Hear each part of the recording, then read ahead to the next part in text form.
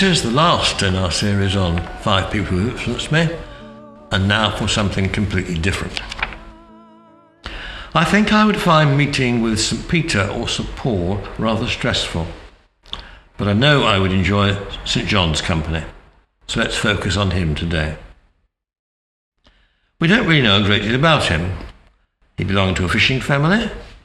He responded promptly to an invitation from Jesus, was entrusted to care for Jesus' mother after the emotional parting at the foot of the cross, and was one of the first to grasp the enormous truth of the resurrection.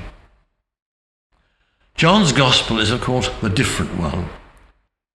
It's been said that while the other 3 are like modern colourful paperbacks, John's account is like a leather-bound volume, dignified and formal. Every Christmas I ponder over, "In the beginning was the Word." I think the saddest sentence in the Bible comes from his Gospel, "His own received him not," as well as the "Let not your heart be troubled" passage, which has cheered so many funeral services. He has the gift of sparking the reader's imagination. We can visualize the conversation with the woman at the well. We can hear the splash as Jesus washes the disciples' feet and see the 153 fish wriggling in the net. One of the most tender conversations in all literature is the encounter between Jesus and Mary Magdalene in the garden on Easter morning.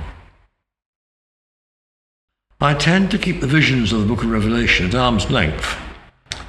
Some frighten me, some amaze me.